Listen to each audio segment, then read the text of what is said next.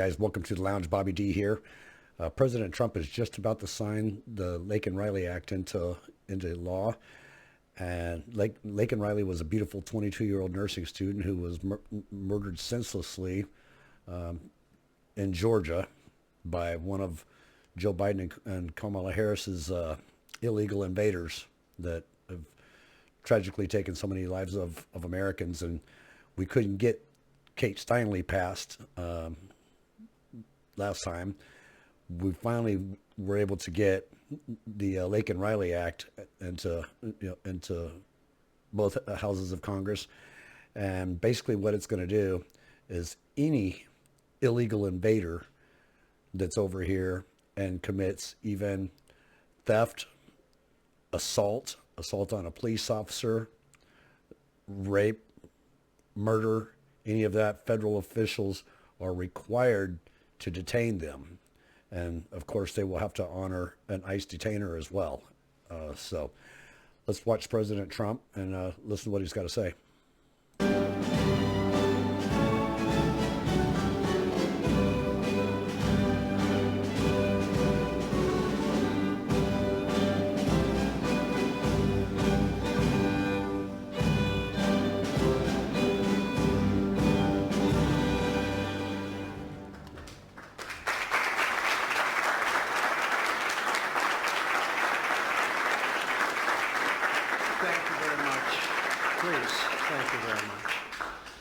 Before we begin, I want to provide a brief report on the unprecedented success our country has been witnessing in recent weeks. Since even before the election, we've been making extraordinary progress. The American people gave us a clear mandate to save our country, and we won all 7 swing states by large margins, historic. Very importantly, we won the popular vote by millions and millions of votes. Also, all 50 states, as you know, shifted toward the Republican Party, and that's never happened before. All 50, every single one of them. In our first week in office, we set records, taking over 350 executive actions. That's not been done before. And it has reportedly been the single most effective opening week of any presidency in history. And we want to keep it that way. We want to keep it going.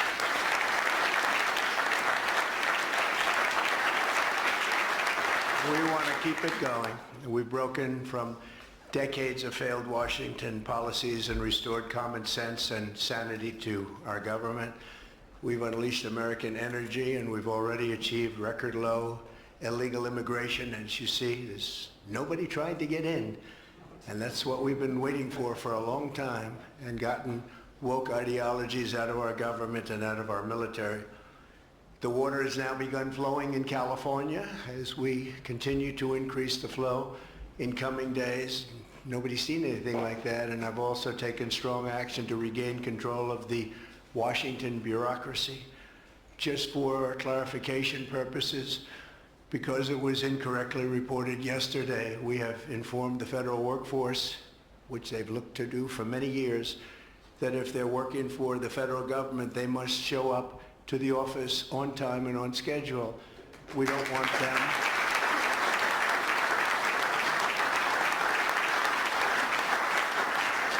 We don't want them to work from home because, as everyone knows, most of the time they're not working, they're not very productive, and it's unfair to the millions of people in the United States who are in fact working hard from job sites and not from their home. As federal employees, they must meet a high standard. They're representing our government, they're representing our country. If they don't agree by February 6th to show up back to work in their office, they will be terminated, and we will therefore be downscaling our government, which is something that the last 10 presidents have tried very hard to do but failed. Most of the people we're talking about have not been going to their federal offices in many, many years, from even before COVID, but they have nevertheless been paid. Some have worked, some haven't worked, and most of the studies say that some have just gone through the motions. We may ask these people to prove that they didn't have another job during their so-called employment with the United States of America, because if they did, that would be unlawful. As you understand, a lot of people are getting paychecks, but they're actually working other jobs, so they'll have to prove that to us that they weren't. In any event, we're requiring them to show up to work Double or be dippers. terminated. We think a very substantial number of people will not show up to work, and therefore our government will get smaller and more efficient, and that's what we've been looking to do for many, many decades, frankly.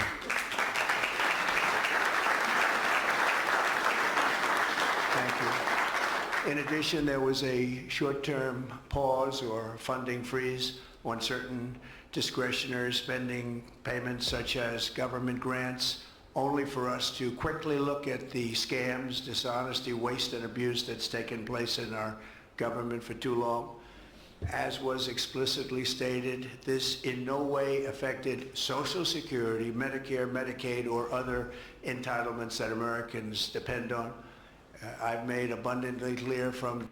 One of the things that Doge discovered was a $50 million payout that was about to go to Gaza for condoms, of all things. Our tax dollars for that. The very first day that I ran from office, that was a long time ago now, that's 2015. If you think about it, I announced in 2015 and we won in 2016. We did very well in 2020, but we did really well just recently. And I'm restating right now to correct any confusion that the media has purposely and somehow for whatever reason created. Social Security, Medicare, Medicaid have not been affected by any action we're taking in any way, shape, or form. We are merely looking at parts of the big bureaucracy where there has been tremendous waste and fraud and abuse. In that process, we identified and stopped $50 million being sent to Gaza to buy condoms for Hamas.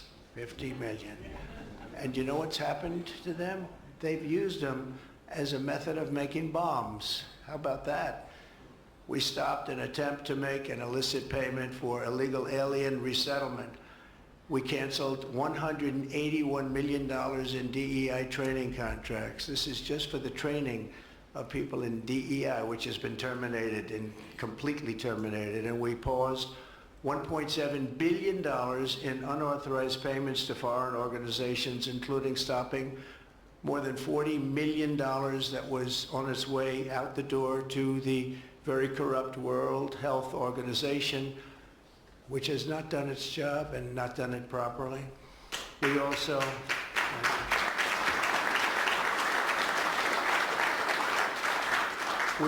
blocked $45 million for diversity scholarships in Burma. 45, that's a lot of money for diversity scholarships in Burma. You can imagine where that money went. These were the types of payments and many others. I could stand here all day and tell you things that we found, and we have to find them quickly because we want the money to flow to proper places. But these were the payments and types of payments affected by the temporary freeze, and the American people strongly support these efforts. I talked about it during the campaign, and they voted for us in record numbers. Every single day we're now putting America first and fighting to get the most out of every single tax dollar for our great citizens. We've gathered this afternoon to take another historic action. However, in a few moments, the Laken Riley Act will become the very first bill that I proudly sign into law as the 47th President of the United States.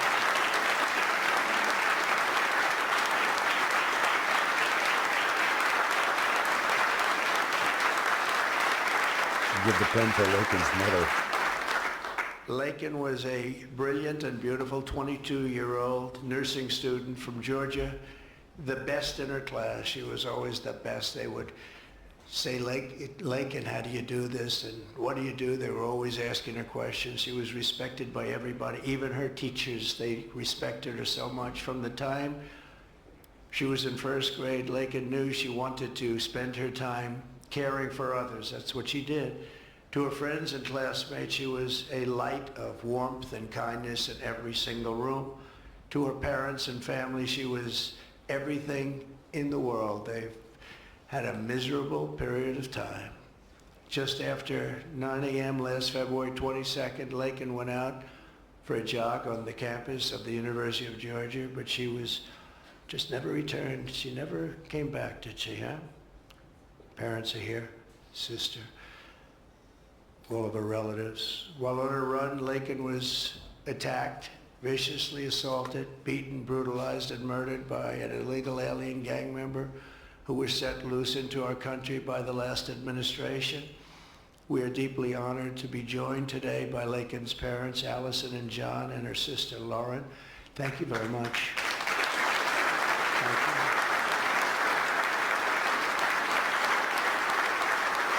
So sad. We were together right after that happened, and it's a tremendous tribute to your daughter, what's taking place today. That's all I can say, but so sad we have to be doing it at all. Thank you very much for being here. To Laken's family, we will keep Laken's memory alive in our hearts forever, everyone's hearts. With today's action, her name will also live forever in the laws of our country, and this is a very important law. This is something that has brought Democrats and Republicans together. That's not easy to do. Laken did it. Laken did it. America will never, ever forget Laken Hope Riley. The vicious criminal who murdered Precious Laken was an illegal alien member of the barbaric Venezuelan prison gang known as Tren de Aragua. He trespassed across our southern border in 2022 and was apprehended by Border Patrol, but under the cruel policies of the last administration, instead of being deported as he should have been, he was released into the United States, as were millions of other people, many of them very dangerous people. And you see what we're doing, we're getting the hell out of here.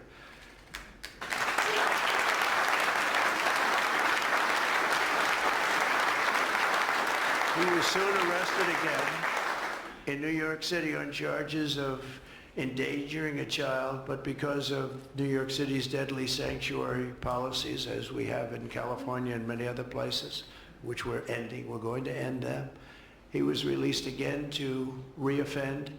The Biden administration then provided this illegal alien criminal with a free, taxpayer-funded flight from New York to Georgia, where he was arrested yet again, constantly, this time for stealing from a Walmart along with his gang member brother, who was a bad one. Only after being released a third time by the U.S. law enforcement did this cold-blooded criminal go out in that fateful morning hunting for women on whom to prey. That's what he did. He hunted. It was like a hunter. And we're going to show him who the hunter is. This horrific atrocity should never have been allowed to happen. And as president, I'm fighting every single day to ensure that such a tragedy never happens again. We don't want this to happen.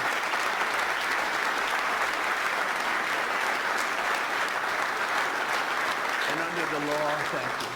Under the law I'm signing today, the Department of Homeland Security will be required to detain all illegal aliens who have been arrested for theft, burglary, larceny, shoplifting, assaulting a police officer, murder, or any crime that results in death or serious injury. In addition, for the first time ever, this act gives state governments the ability to sue the federal government for immediate injunctive relief if any future administration ever again refuses to enforce the immigration laws of the United States, like happened for 4 long years.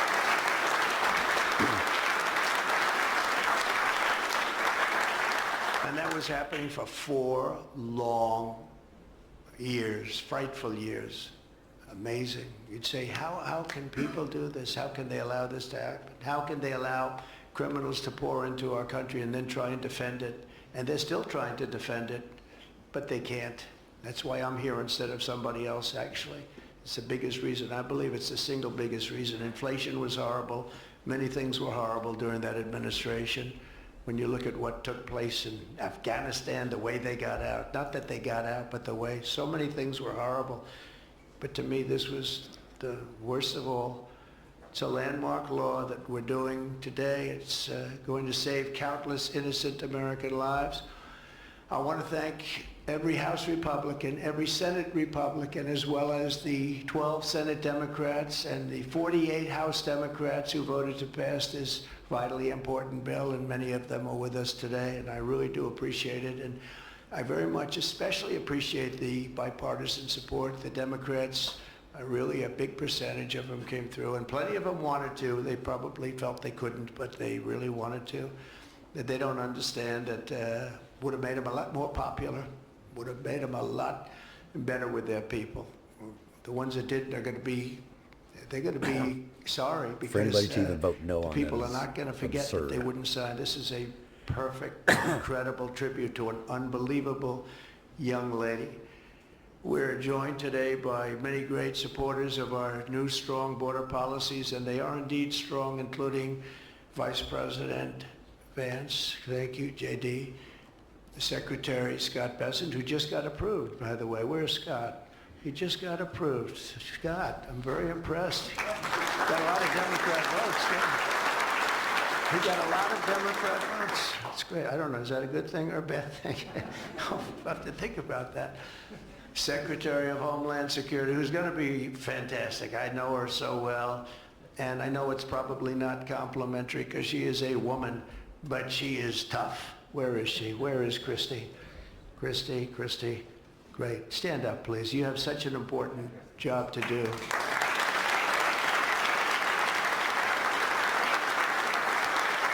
Really, Joy, thank you very much. And don't let that look fool you. That look is, she's tough, and she cannot stand that she's having to sit here and even listen to this today. Another one who's done a job like nobody that I've seen in a long time, Tom Homan. He's my friend, but he is something special. He is something special. Yeah. And Tom and Christy, the numbers are unbelievable. What's happened? It's like just shut down. Nobody thought that was even possible. It's just shut down. They showed an area that a year ago had thousands and thousands of people rushing into our country. And today there was nobody there. It was like a beautiful sight. And also Senate Majority Whip John Barrasso. Great guy. Thank you, John. And I also want to thank the bill sponsors, Senator Katie Britt.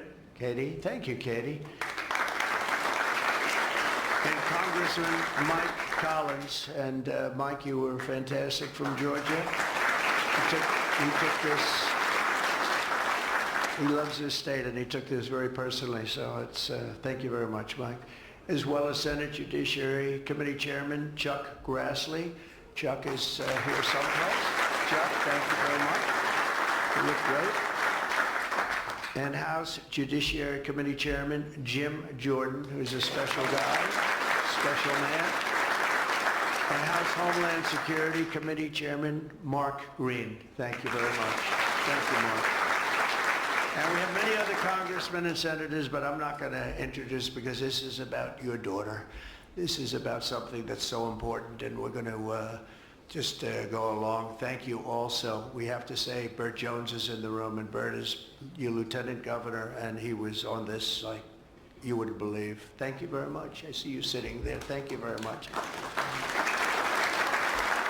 So we have state, local officials, we have law enforcement organizations, we have everybody. Most of them are in the room or represented in the room, and they're incredible people, and I've never seen them come together like they have for this. I've done many of these, not of this kind, but different bills, different passages having to do with many different things, from homeland security to inner security to taxes to 50 different items. I've never seen such support as you have today and as your great daughter has today. So I've never seen anything like it. And we have to thank your daughter for that, because she's going to save a lot of lives. She's going to be responsible for saving a lot of lives. Yeah. So I'd like to just say to the Angel families, I've been with them and they've been with me from 2015 when I first got this crazy idea in my head to run for president because we could do better as a country. I want to thank so many of the people that are here that have been the angel moms, and we call them angel moms, but they're angel families, fathers and sons and daughters, but they've suffered tremendously like you have for no reason whatsoever. I want to thank Alexis Nungary, the mother of 12-year-old Jocelyn Nungary, murdered last summer by 2 illegal alien gang members released into the United States by Joe Biden's open border stupid policies. And thank you very much, Alexis. I want to thank you very much. We had an amazing trip, and it was really special to meet you and your family. Appreciate it very much. So sad we have to be here, frankly. And Jocelyn, as you know, is in our hearts as she was then. It was an amazing day we had, a great day. But it was a day of celebration of somebody that unfortunately won't be with us. But she is with us now, you know that. Here also is Patty Morin, the mother of Rachel Morin, killed 2 years ago by an illegal alien who was let into our country by the last administration's ridiculous, weak policies. Open border, can you imagine? When I heard open border, I said, oh, that's terrible. They're going to release their prisons all over the world. They're going to release their prisons into our country. That's exactly what happened. Patty is joined by Rachel's brother, Michael, Rachel's daughter, Clementine, and sister-in-law, Shannon. Thank you all for being here. We appreciate it very much. Thank you very much. Thank you. With us as well is the loving family of Kayla Hamilton, a 20-year-old girl murdered in July 2022 by the MS-13 illegal alien gang member who is violent, vicious, and they knew it, and they didn't do anything about it. And I want to thank you to Kayla's mother, Tammy, and her grandmother, Kathy, and her stepfather, Jeremiah, very much. And finally, I want to thank others who have also suffered this horrible scourge that goes on with young people being killed, and other people too, but young people, largely young people being killed. Thank you to Scott Root, the father of Sarah Root, killed at 21 years of age. Think of that, 21 by an illegal alien, shouldn't have been in our country, would have never been in our country if we were here. What a sad thing. To each of these angel families, we love you and we stand in awe of your courage and your strength. It's the toughest thing anybody has to go through. Many of the angel families here today were betrayed by the last administration and with its heartless and foolish and really very, very arrogant and very, very dumb policies. Policies that aren't even believable when you talk about common sense. I say we're the party of common sense, but the Democrats also, they have plenty of common sense, and that's why so many are here today and so many supported what we're doing. The very government that was supposed to protect their daughters instead opened our borders and transported the world's most dangerous criminals straight into their communities.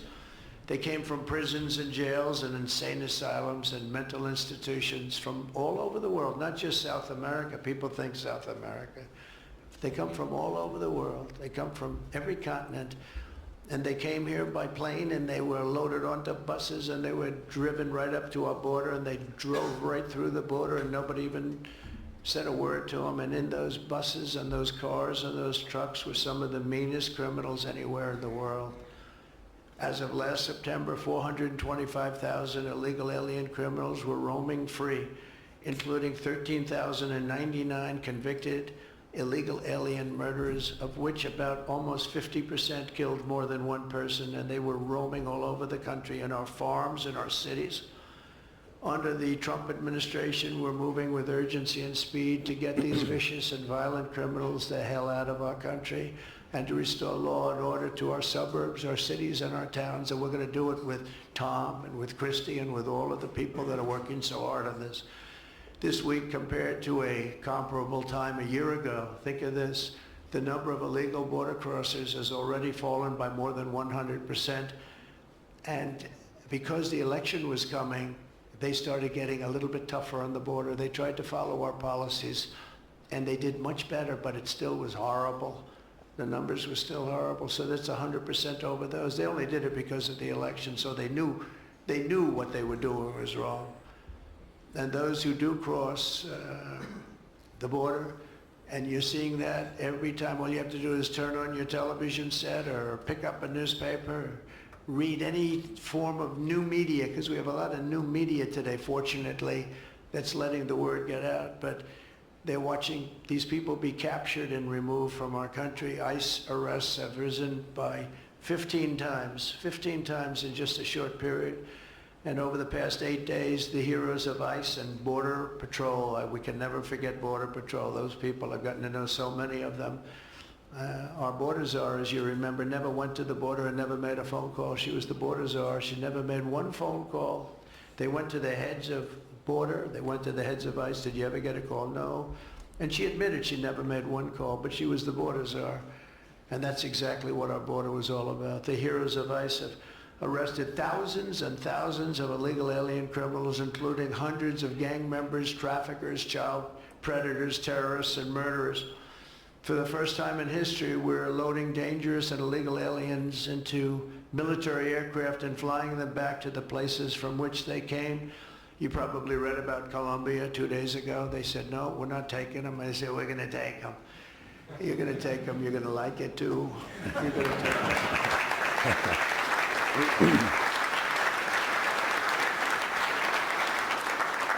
They talked about we're not going to take people that are in shackles. I said, well, but the people that are in shackles are murderers, they're drug lords, they're rapists, they're very tough people. They make our criminals look like very nice people. That's about the only thing that comes out of this. And I say, could you imagine you're a pilot on the plane and you have your co-pilot and you're sitting there and you have 150 people, no shackles, and they like to murder people? This would not be a good flight. On air. So Colombia apologized to us profusely within an hour based on something I said, meaning Tariffs. you're going to pay tariffs like nobody's ever paid tariffs before, but they actually wanted to terminate his position. They're essentially Congress met and they were very angry with them, but they actually said they were going to send the presidential plane to pick up these criminals and to bring them because they didn't want to inconvenience us or have us do a second flight, and that's what they did. And I appreciate it, and I do appreciate the people of Colombia are wonderful people, and the representatives really acted well, and I appreciated they took back that tough talk. But, you know, we may have tough talk from others, but it's not going to mean anything. They're going to all take them back, and they're going to like it, too. They're going to like it. They're going to take it back, and they're going to like it. Today, I'm also signing an executive order to instruct the Departments of Defense and Homeland Security to begin preparing the 30,000-person migrant facility at Guantanamo Bay. Most people don't even know about it. Nice.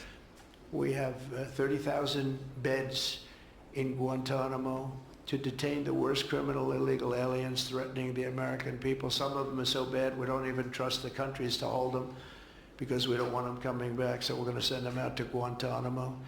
This will double our capacity immediately, right? And tough. That's a tough place to get out of. Today's signings bring us one step closer to eradicating the scourge of migrant crime in our communities once and for all. And it was just it's just an unforced error that we even have to be doing this. Now we need Congress to provide full funding for the complete and total restoration of our sovereign borders, as well as financial support to remove record numbers of illegal aliens. And these are illegal alien killers, criminals at levels that nobody's ever seen before. And you would have known that, and you were there when I said it. I said everybody that's bad is going to be thrown. If you look at Venezuela, Venezuela's crime is down 77% because they've taken their gang members, their prisoners, their drug dealers, their drug lords. They've shipped them all into the United States. Many other countries, their crime is way down, and our crime is not doing well. But we're going to have it do really well very soon, and we're shipping all these people back where they came from. And now, before I sign the Laken Riley Act into law, I would like to ask Laken's really incredible mother, who I've gotten to know. A very sad day I got to know her. But this is an amazing tribute to an amazing young person. And if you could come up, Allison, and say a few words, that would be great. Thank you very much.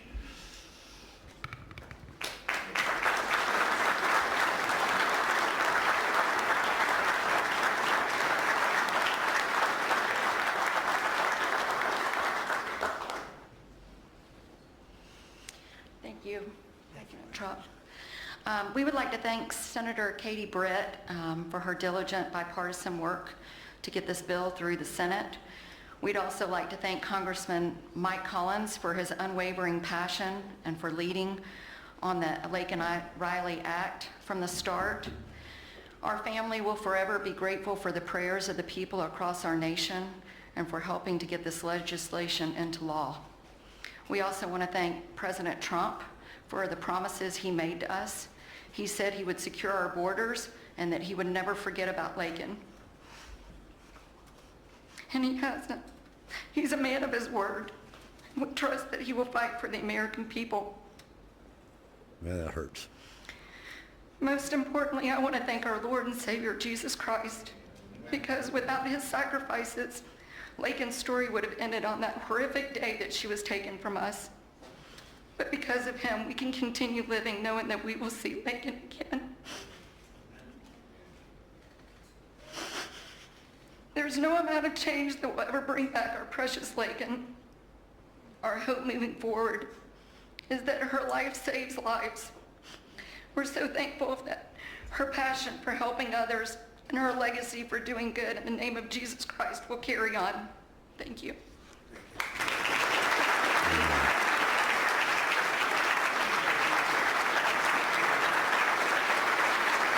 As somebody who's lost a child before, I know that pain.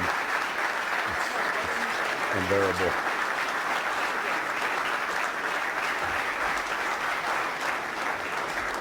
No parent wants to bury their child. Sign this in honor of Laken Riley. Come on up here, some of the people that we love that have been so instrumental. About damn time Okay. this was done.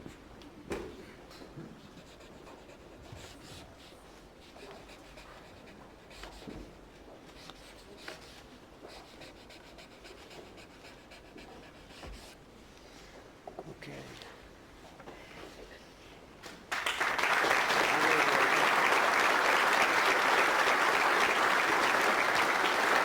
Good morning, President.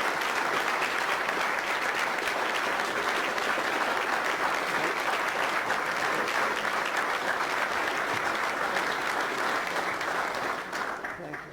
Mr. President, government funding, can you take a quick question on government funding, the pause? I don't think this is appropriate time, really. I respect that, but I don't think it's appropriate. I can just tell you government is doing very well, and we're cutting way back, but this is not the appropriate time. Thank you. Very classy, Mr. President. Very classy. I tell you that cuts deep and hits hard when you see the mother have to go through that. The parents have to go through that. Again, I've lost a child before, so I know what it feels like, and that the mother's grief, that's something that nobody should ever have to go through. And I pray that they can recover from this. I mean, they'll never recover from it, but I hope that they can find peace and solitude in some manner. I think it was very classy of Trump to not take any questions, and to every senator and congressman that pushed this bill through, thank you so much. It needed done, and the beautiful thing about this bill is this now, it's not done through executive order, and the states, they now can sue the federal government for their allowing our borders to be breached the way that the Biden-Harris administration, our border wasn't breached, it was open. It was absolutely opened up, and now the states, they can sue the federal government to make sure that this never happens again. So that's it's bittersweet to say the least, but thanks to everybody who was involved. My prayers and my heart go out to the Angel families, and I'm just glad to finally see this get done. So anyway, guys, Bobby D here at the lounge. If you have any comments, drop them below, and if you would please like, share, and subscribe. And this is a good day in America, guys, to finally finally get this done. So, God bless America.